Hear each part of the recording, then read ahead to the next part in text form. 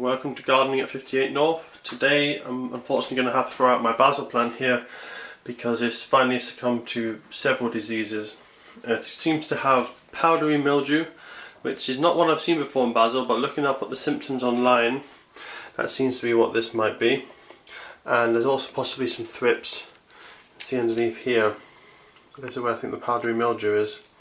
Doesn't look like normal powdery mildew, but I looked it up online, and the little black dots that are in there might be the fruiting bodies of the fungus. Possibly see better from this side.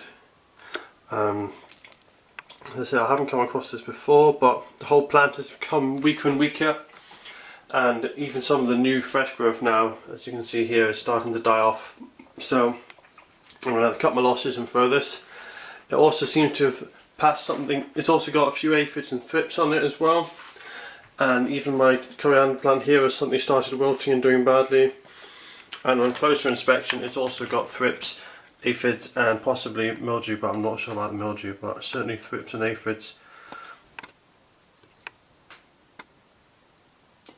There you are.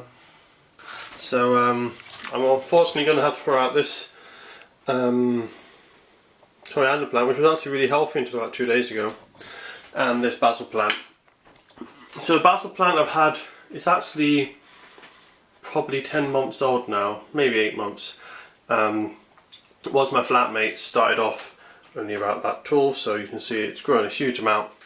I don't really use basil, so I've left it to grow on its own, which is why it's got so large and leggy. My flatmate probably would have kept it pruned a bit better. But it's also had too small a pot, so it's been stressed out. It gets very dry very quick, so it goes from one extreme to the other.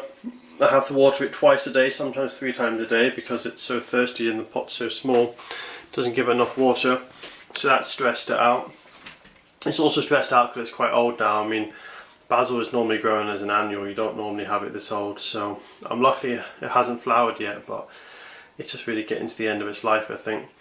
And it's now the middle of December, coming on to the later part of December, nearly Christmas now. And there's just not enough daylight and warmth here in Scotland. I mean, up here in Edinburgh the daylight doesn't last long at all, so this plant has finally just had it. So I'm going to have to throw it out. I'm not going to keep any of it, even the soil is going out, because I don't want to risk in spreading this disease onto any of my other plants, especially the thrips and the aphids, because they will go onto other plants. So that's the sad story about my basil plant, which is going to be thrown out soon, and also my poor coriander plant.